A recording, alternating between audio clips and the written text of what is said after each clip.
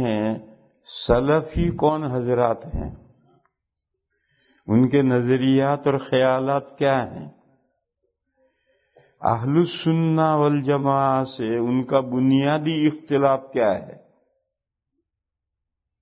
اس سلسلے میں ہماری رہنمائی فرمائیں۔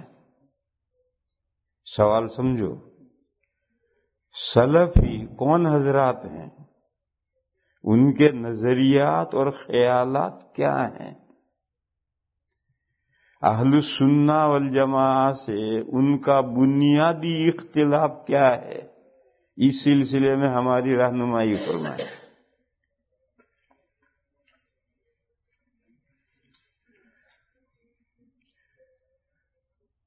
سلفی دو ہیں، ایک سلفی ہیں سعودیہ والے، اور سعودیہ والے بھی آنکھ بند کر کے نہیں، بلکہ فقہ میں جو حنبلی ہیں، فقہ میں جو حنبلی ہیں اور علم کلام میں سلفی ہیں، ایک سلفی تو وہ ہیں،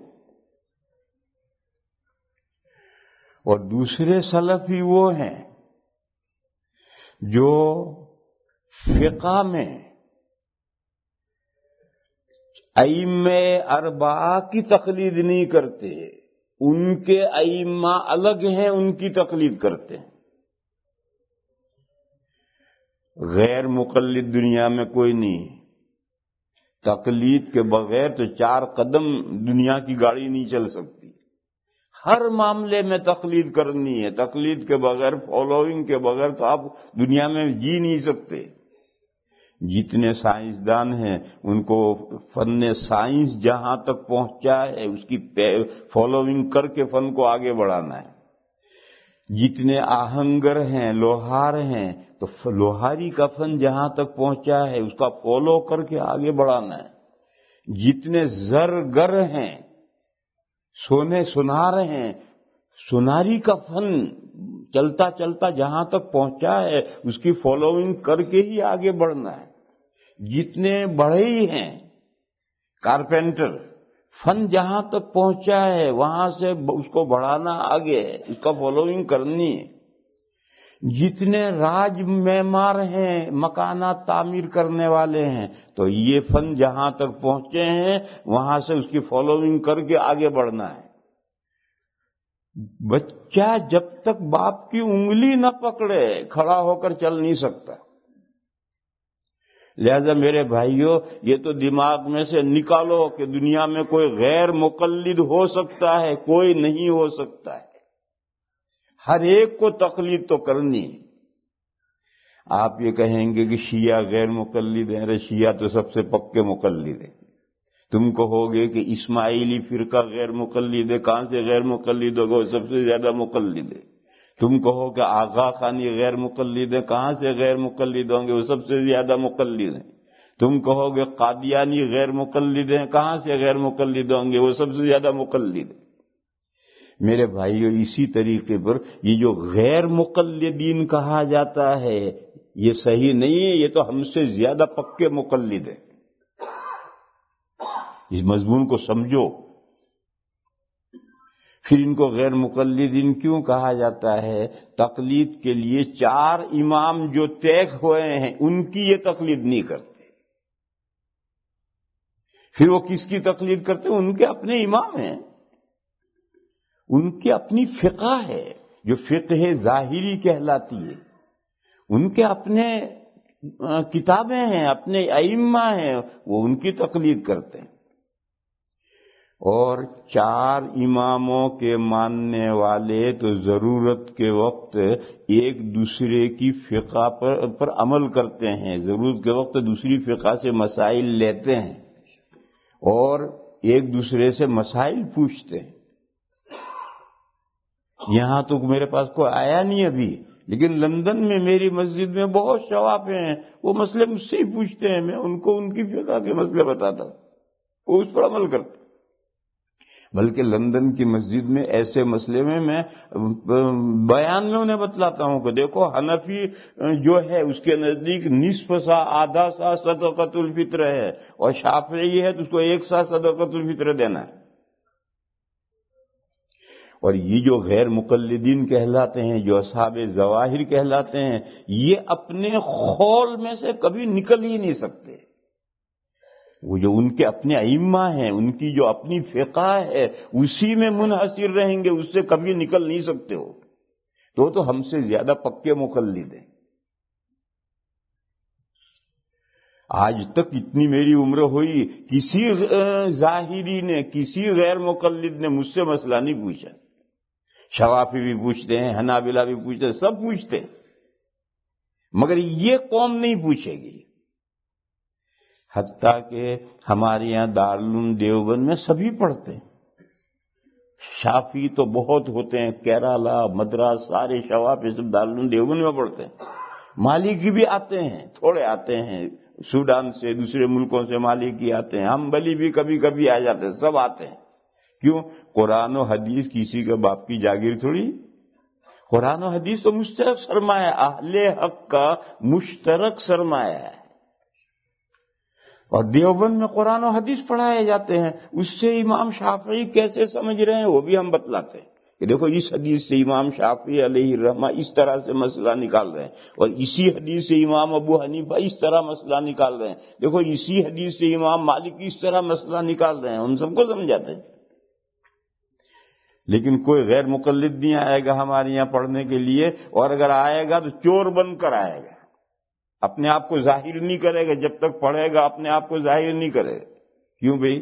یہ چور کیوں بن رہا ہے؟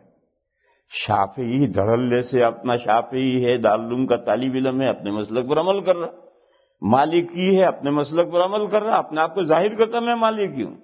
اور یہ جو اصحاب ظواہر ہیں جن کو غیر مقلد کہتے ہیں، وہ دارالعلوم دیوبند داخلہ لیں گے تو چور بن کر داخلہ لیتے ہیں، کبھی ظاہر نہیں ہونے دیں گے کہ وہ غیر مقلد ہے۔ معلوم دال میں کچھ کالا ہے۔ بہرحال بات میرے بھائیو دوسری طرف چلی گئی۔ پہلے تو یہ ذہن صاف کر دو کہ کوئی غیر مقلد ہو کر دنیا میں جی لے ناممکن ہے۔ دنیا کے معاملات ہوں یا دین کے معاملات ہوں، ہر ایک کو جو پہلے گزرے ہیں ان کی فالوئنگ کرنی ہے، اس کے بغیر زندگی کی گاڑی ایک قدم آگے نہیں بڑھ سکتی۔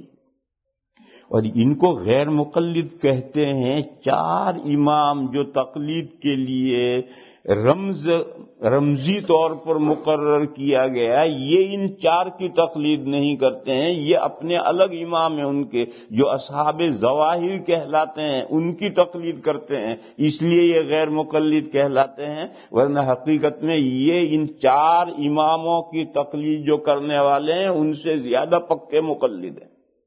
یہ بات پہلے ذہن میں صاف کر لو اور دماغ سے یہ بات نکالو کہ تقلید کے بغیر گاڑی چل سکتی ہے، نہیں چل سکتی۔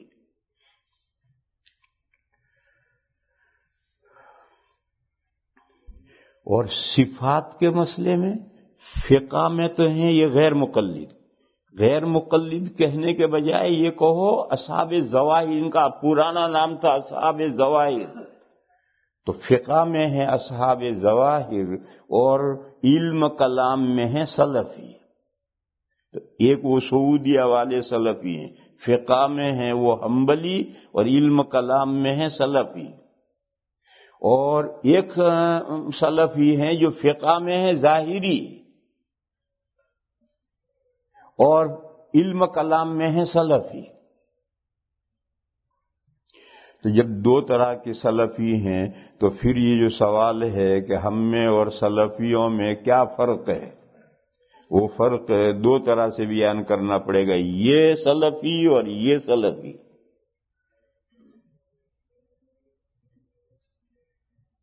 بلکہ اور سنو،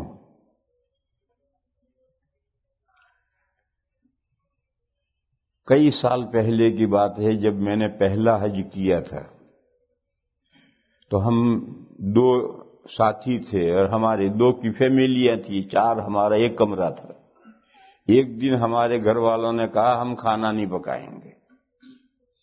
ہم نے ان سے یہ کہہ رکھا تھا کہ دیکھو تم دونوں کو جھگڑنا نہیں ہے، حج میں جھگڑا ہوتا ہے، جھگڑنا نہیں ہے، تمہارا جس دن جی چاہے کہ تم کھانا نہیں پکانا ہم سے کہہ دو، ہم پکائیں گے، باقی جھگڑنا نہیں، تمہیں برتن دھونا ہے، یہ ہے وہ، جھگڑا نہیں کرنا، تمہارا من کہے پکاؤ برتن دھو، نہیں ہم سے کہو ہم پکائیں گے، ہم برتن دھوئیں گے۔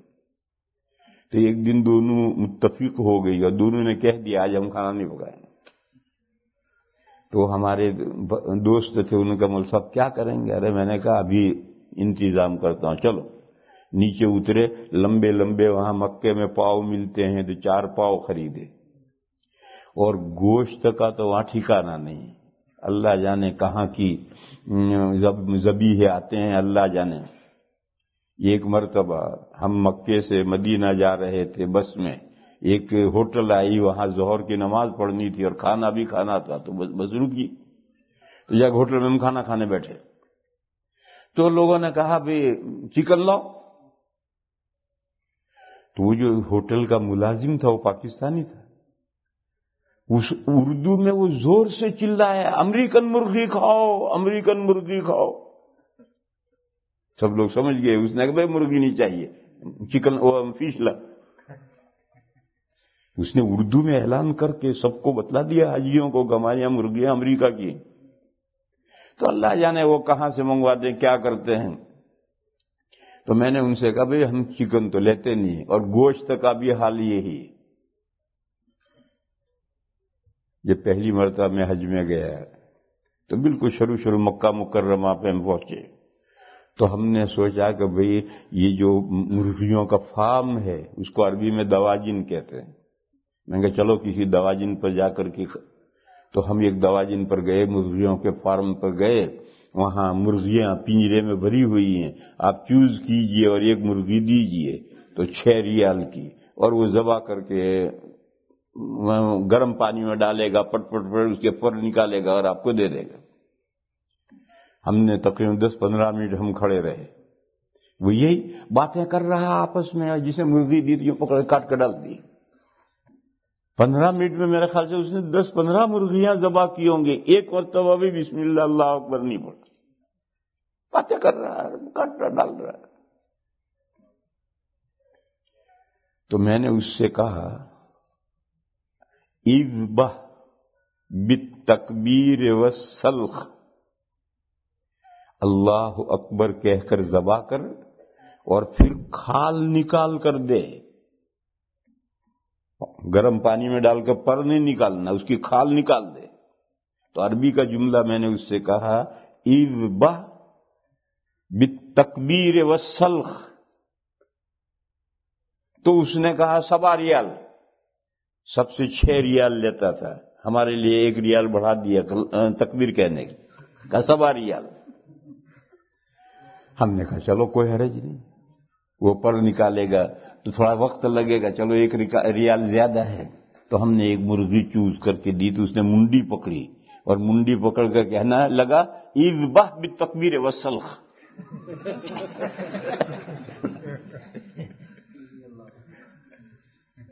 ہم نے کہا کباڑا کر دیا اللہ کے بندے. اس کا مطلب یہ ہے کہ اس کو یہ معلوم ہی نہیں ہے کہ ذبح کس طرح کیا جاتا ہے. جو میں نے جملہ کہا اسی جملے سے اس نے ذبح کر دی. آخر اس کے 7 ریال دیے اور وہ مرغی وہیں چھوڑی اور دوسری زندہ مرغی لے کر گھر آ کر ذبح کی. تو اس لیے ان کے جانور جو وہ خود ذبح کرتے ہیں ان کا بھی یہ حال ہے جو میں نے اپنا تجربہ بتلایا. اس لیے ہم نے کہا کہ بھئی ہم گوشت تو لیتے نہیں، نہ مرغی کا نہ چرگی کا. مچھلی کا ڈبہ لو، پکی ہوئی مچھلی ڈبوں میں آتی ہے، تو ایک دکان پر سے مچھلی کا ڈبہ ہم نے لکھا تو اس پر لیبل لگا ہوا تھا مذبوح علی طریقۃ الاسلام.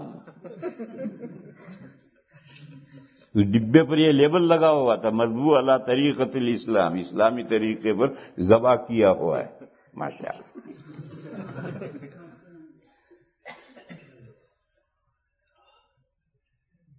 خیر ہم لائے، ہم نے ڈبہ کھولا، گرم کیا، آدھا ان کو دیا، آدھا ہم دونوں نے لیا، 2 پاؤ ان کو دیے، 2 ہم نے لیے، کھانا شروع کیا. وہ 2 کہنے لگے ہمیں تو اچھا نہیں لگتا. تو ہم نے کہا بھئی یہ کون سا وعدہ تھا کہ تمہیں اچھا لگے گا ایسا پکا کے دیں گے؟ ایسا تو ہم نے کوئی وعدہ نہیں کیا. اچھا لگے تو کھاؤ، نہ لگے اچھا لاؤ ہمیں دے دو ہم کھا لیں گے. انہوں نے دے دیا تو ہم سب کھا گئے. پھر کبھی انہوں نے یہ نہیں کہا کہ ہم کھانا نہیں پکائیں گے. ہم نے کہا جب بھی کہو گے ہم تو ایسا ہی پکا کر لا کے کھلائیں گے. لا الہ الا اللہ. تو میرے بھائیوں، اصل جو سلفیت ہے وہ علم کلام کا ایک مسلک ہے اور صفات باری کا مسئلہ ہے. غیر مقلدیت اور ظاہریت سے اس کا کوئی تعلق نہیں. مگر آج کل لوگوں نے سلفیت کو غیر مقلدین پر لیبل لگا دیا ہے، سلفی یعنی غیر مقلد. حالانکہ سلفی علم کلام کا مسئلہ تھا اور صفات سے تعلق تھا اس کا، مسائل فقہیہ سے اس کا کوئی تعلق نہیں تھا. مگر جیسے مچھلی کے ڈبے پر لیبل ہے مذبوح علی طریقۃ الاسلام، انہوں نے بھی اپنی جو عدم تقلید ہے، ظاہریت ہے، غیر مقلدیت ہے، اس پر لیبل لگا دیا سلفی ہے، سلفی. تو اب یہ سب چوں چوں کا مربع ہو گیا ہے. میں کون سے سلفی میں فرق بتاؤں اور کون سے بیان کروں؟ اتنا لمبا چوڑا مسئلہ ہے اور اتنا گول گپا ہو گیا ہے. چلو، یہ وہ سلفی جو غیر مقلدین ہیں اور انہوں نے اپنی غیر مقلدیت پر سلفیت کا لیبل چپکایا ہے. ان میں اور اہل السنہ والجماعہ میں کیا فرق ہے وہ سمجھاؤں. 4 فرق ہیں اور 2 اس کے نتیجے ہیں. بہت کھول کر واضح کر کے سمجھاؤں، سمجھو اسے. پھر ماننا نہ ماننا آپ کی مرضی ہے، لیکن بات سمجھاؤں اسے سمجھو. کوئی اشکال رہے بولو. دیکھو میرے بھائیو، تمام مسلمان اس پر متفق ہیں کہ قرآن کریم حجت. قادیانی بھی قرآن کو حجت مانتے ہیں، شیعہ بھی قرآن کو حجت مانتے ہیں، اگرچہ وہ کہتے یہ ہیں کہ یہ اصلی قرآن نہیں ہے. اصلی قرآن 40 پارے کا ہے، 10 پارے امام غائب لے گئے ہیں. وہ سب کہتے ایسا ہی ہیں، مگر وہ قرآن کو حجت مانتے ہیں.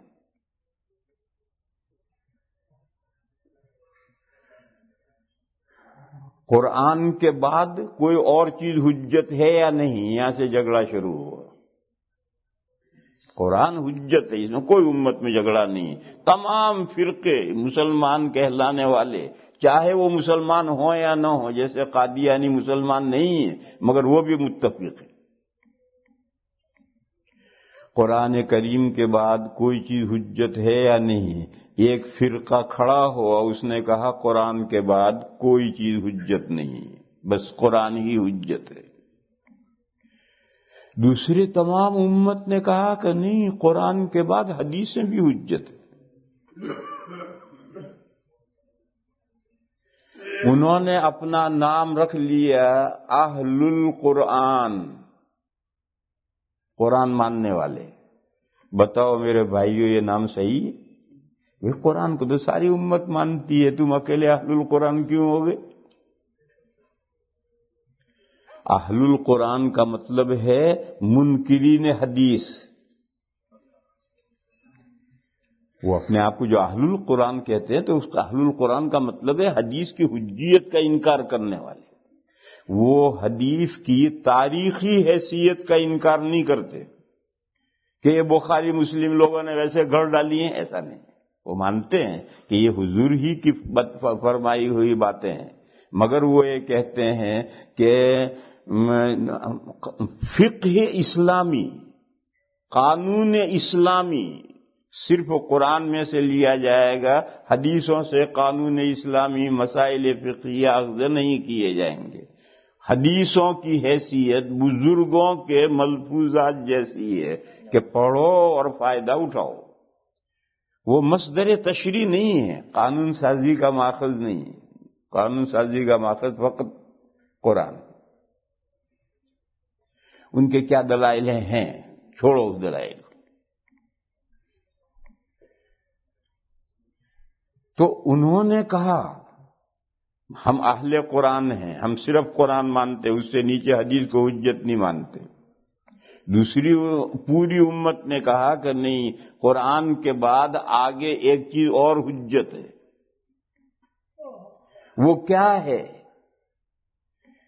یہ جو اصحاب ظواہر ہیں، جو سلفی حضرات ہیں، اپنے آپ کو سلفی کہتے ہیں، وہ کہتے ہیں وہ دوسری چیز حدیث حجت ہے، قرآن اور قرآن کے بعد حدیث حجت ہے، اور انہوں نے اپنا نام رکھا اہل الحدیث، جیسے انہوں نے نام رکھا تھا اہل القرآن، انہوں نے اپنا نام رکھا اہل الحدیث۔ کیوں بھئی تمہیں اہل الحدیث کیوں ہو گئے؟ کتنی کتابیں تم نے حدیث کی لکھی ہیں؟ ایک کتاب نہیں لکھی، وہ تھے ہی نہیں، تو فرقہ نیا پیدا ہوا ہے، تو کہاں سے تم ہو گئے اہل الحدیث؟ جیسے انہوں نے اہل القرآن اپنا نام رکھا تھا، انہوں نے اہل الحدیث نام رکھا۔ دوسری امت نے کہا کہ نہیں، قرآن کریم کے بعد سنت حجت ہے، حدیث نہیں، حدیث حجت نہیں ہے، سنت حجت ہے۔ انہوں نے اپنا نام رکھا اہل السنہ والجماعہ، انہوں نے اپنا نام رکھا اہل الحدیث، انہوں نے اپنا نام رکھا اہل السنہ والجماعہ۔ انہوں نے کہا ہم سنت کو ماننے والے ہیں، قرآن کے بعد میں سنت حجت ہے، حدیث نہیں۔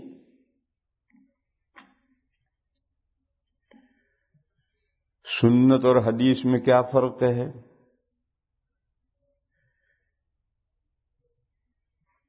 حدیث کہتے ہیں وہ قول، فعل اور حالت جو نبی پاک صلی اللہ تعالی علیہ وسلم کی طرف منسوب کی جائے، حضور کا ارشاد، حضور کا کیا ہوا کام، اور حضور کی حالت کہ حضور کے بال ایسے تھے، داڑھی ایسی تھی، یہ حدیث کے معنی ہے۔ اور سنت کے معنی ہے الطریقۃ المسلوکۃ فی الدین، دینی راہ جس پر ہر مسلمان کو چلنا ہے۔ اب سنو، تین قسم کی چیزیں سامنے آئیں گی، بعض چیزیں وہ ہیں جو حدیث بھی ہیں اور حجت بھی ہیں۔ تمام وہ حدیثیں جو معمول بہا ہیں وہ سب حدیثیں بھی ہیں، سنت بھی ہیں، اس پر چلنا ہے۔ اور جو حدیثیں حضور کے ساتھ خاص ہیں، امت کے لیے وہ نہیں ہیں، یا وہ حدیثیں جو منسوخ ہو گئی ہیں، یہ حدیثیں ہیں، سنت نہیں۔ یا وہ کام حضور نے بیان جواز کے لیے کیا ہے تو حدیثیں ہیں، سنت نہیں، کرنے کے لیے نہیں۔ حضور نے زندگی میں ایک مرتبہ کھڑے ہو کر پیشاب کیا، حدیث ہے، سنت نہیں۔ حضور کبھی بیوی صاحبہ کو حالت حیض میں اپنے ساتھ لٹاتے تھے، یہ حدیث ہے، سنت نہیں۔ نبی پاک صلی اللہ تعالی علیہ وسلم رمضان میں روزے کی حالت میں بیوی کو چومتے تھے، یہ حدیث ہے، سنت نہیں۔ یہ سب مسائل کے وضاحت کے لیے یہ سب حضور کے عمل ہیں، اور زندگی میں ایک دو مرتبہ کے کیے ہوئے عمل ہیں، ہمیشہ نہیں کیے۔ اور دلیل یہ ہے کہ حضور کے ان عملوں پر صحابہ نے کبھی عمل نہیں کیا۔ صحابہ کا زمانہ 100 سال کا ہے، ایک صحابی سے یہ بات مروی نہیں ہے کہ انہوں نے کھڑے ہو کر پیشاب کیا ہو، حالت حیض میں بیوی کو اپنے ساتھ لٹایا ہو، روزے میں بیوی کو چوما ہو۔ صحابہ کا ان حدیثوں پر عمل نہ کرنا دلیل ہے کہ یہ حدیث ہیں، سنت نہیں ہے، الطریقۃ المسلوکۃ فی الدین نہیں ہے۔ تو وہ حدیثیں جو معمول بہا ہیں وہ حدیثیں بھی ہیں، سنت بھی، اور وہ حدیثیں جو حضور کے ساتھ خاص ہیں، جیسے حضور کی 9 بیویاں، اور 9 میں حصر نہیں، 9 سے زیادہ اگر حضور کرنا چاہتے تو حضور کے لیے اجازت تھی، اور امت کے لیے صرف 4 تک، 4 سے زیادہ 5ویں بیوی نہیں ہو سکتی۔ اور حضور نے جو 9 کی ہے یا اس سے زیادہ حضور کے لیے جائز تھی، یہ حکم حضور کے ساتھ خاص تھا۔ لہذا وہ حدیث تو ہے، حضور کا 9 بیویوں سے نکاح کرنا، یہ حدیث تو ہے، سنت نہیں۔ سنت جس پر مسلمانوں کو چلنا ہے وہ 4 بیویاں۔ چنانچہ حدیثوں میں 2 واقعے ہیں۔ حضرت غیلان ثقفی رضی اللہ تعالیٰ عنہ جب مسلمان ہوئے تو ان کے نکاح میں 10 بیویاں تھیں، تو حضرت غیلان بھی مسلمان ہوئے اور 10 بیویاں مسلمان ہو گئی. تو حضور نے فرمایا ان 10 میں سے 4 منتخب کر کے روک لو، باقی 6 کو الگ کرو. چنانچہ انہوں نے ایسا کیا. ایسا ہی ایک دوسرا واقعہ ہے حدیثوں میں. ایک صحابی مسلمان ہوئے، ان کے نکاح میں 8 عورتیں تھیں. حضور نے ان سے بھی یہ کہا کہ 4 رکھ کر باقی الگ کرو. ایسا ایک تیسرا واقعہ بھی ہے فیروز دیلمی کا کہ وہ مسلمان ہوئے تو ان کے نکاح میں 2 بہنیں تھیں. حضور نے ان سے کہا ایک کو چوز کر لو رکھو، ایک کو الگ کرو.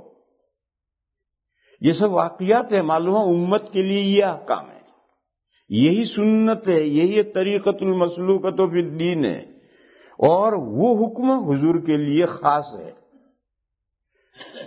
سورہ احزاب میں ایک آیت ہے، وہاں اشارہ ہے خالصۃ لک من دون المؤمنین.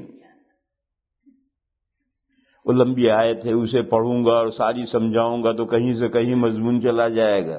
نکاح کے معاملے میں خالصۃ لک من دون المؤمنین، یہ حکم آپ کے لیے مخصوص ہے، مسلمانوں کے لیے حکم نہیں ہے. یہ سورہ احزاب میں ایک آیت میں اشارہ ہے کہ نکاح کے معاملے میں کچھ احکام حضور کے لیے الگ ہیں، مخصوص ہیں. بہرحال اس قسم کی حدیثیں جو مسئلے کی وضاحت کے لیے حضور نے عمل کیا ہے، یا حضور کے مخصوص احکام ہیں، یا اسلام کے دور اول کے احکام ہیں اور وہ منسوخ ہو گئے ہیں، وہ سب حدیثیں ہیں، سنت نہیں.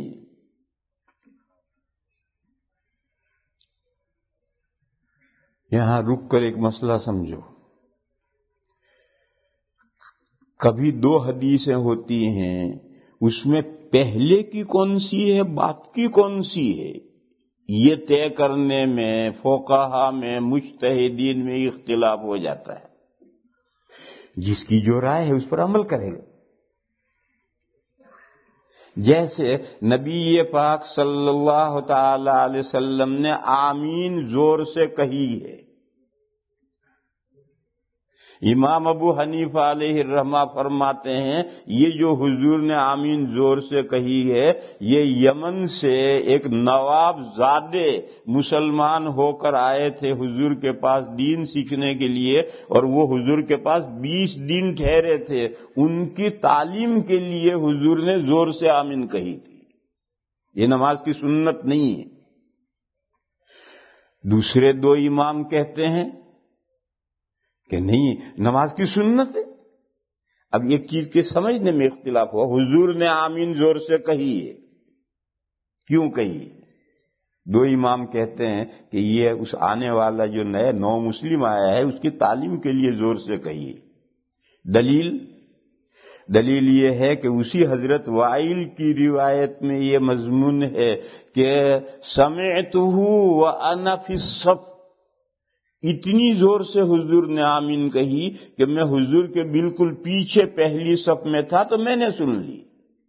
معلوم اتنی زور سے کہی. اسی روایت میں یہ ہے کہ حضور نے آمین زور سے کہی 3 مرتبہ. حافظ ابن حجر جو بخاری شریف کے شارح ہیں، جن کا مذہب ہے آمین بالجہر سنت ہے، انہوں نے اس کی شرح یہ کی ہے کہ 3 نمازوں میں حضور نے جہرن آمین کہی. وہ 20 دن ٹھہرے ہیں. 20 میں 100 نمازیں ہوتی ہیں، روزانہ کی 5 نمازیں. چلو سیدھی نمازوں کو نکال دو تو 3 نمازیں تو جہری ہیں، تو 60 نمازیں ہوتی ہیں. ان میں سے صرف 3 نمازوں میں حضور نے جہرن آمین زور سے آمین کہی. یہ حدیث ہی میں سب کچھ ہے.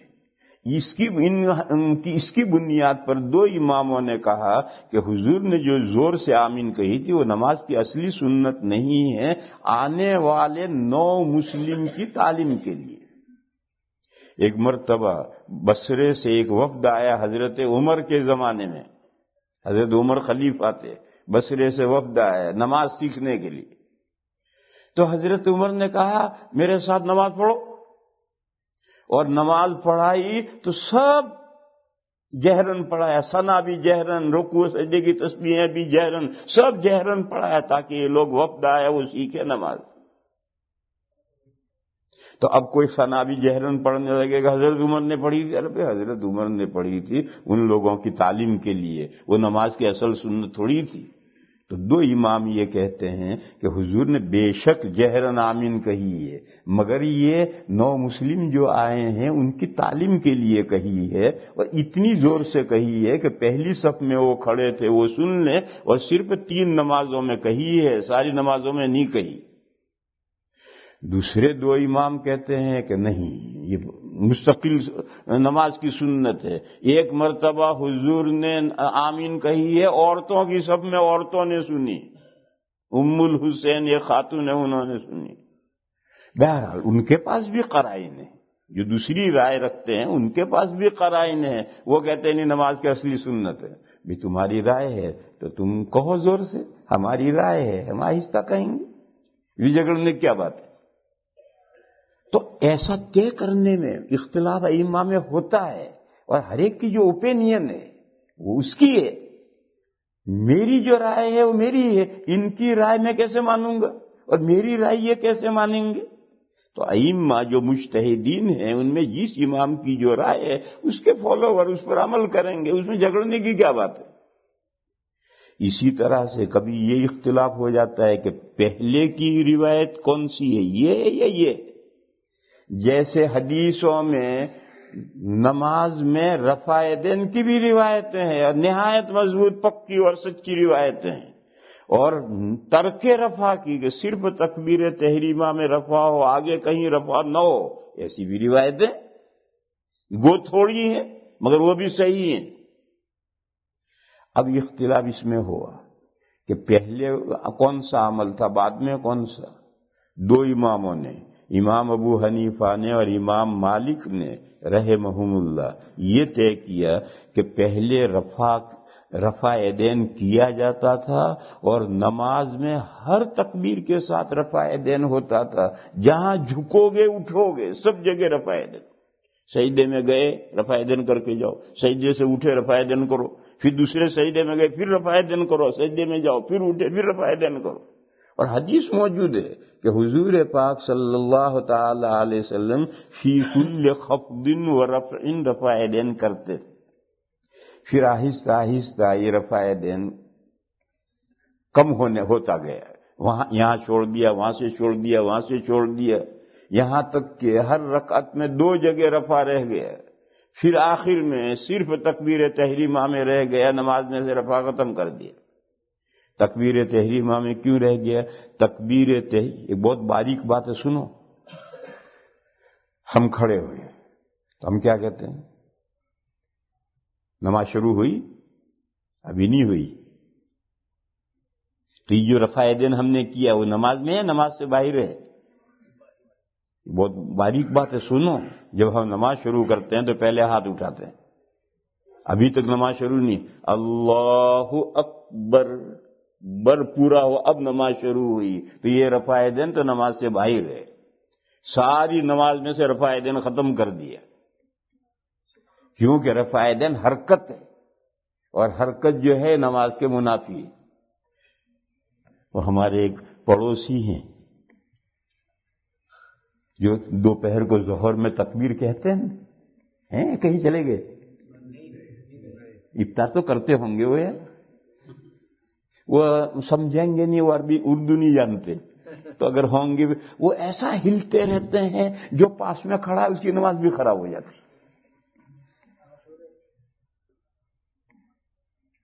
تو یہ حرکت، آدمی نماز میں کھڑا ہے تو اسے سوکھا تنا بن جانا ہے، ذرا نہیں ہلنا۔ اور ہماری نماز ہے کہ اللہ اکبر،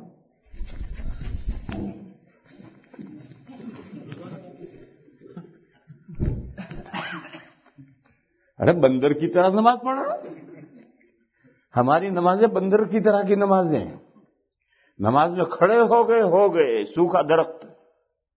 تو ہمارے دوست میرے پڑوس میں رہتے ہیں، وہ اتنا بیچارے نماز میں ہلتے ہیں کہ مجھے الجھن ہوتی ہے، میری نماز خراب ہو جاتی۔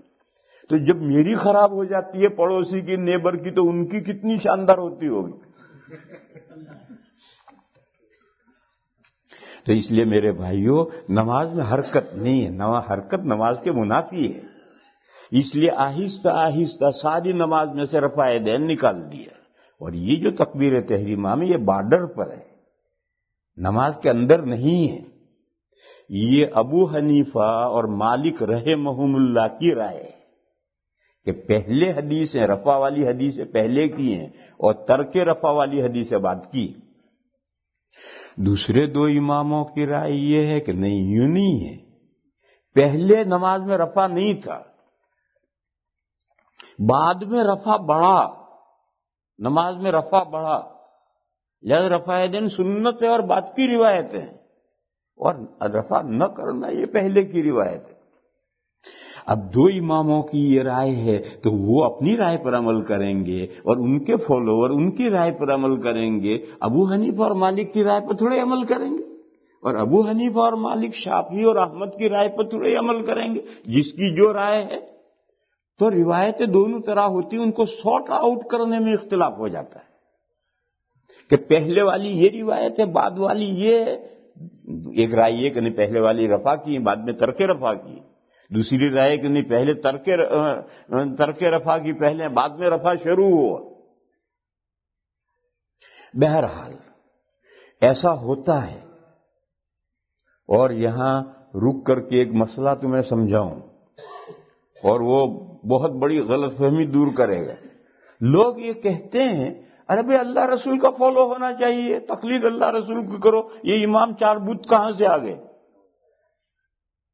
جو لوگ کہتے ہیں اس کی حقیقت کل عرض کروں گا. وآخر دعوانا ان الحمدللہ.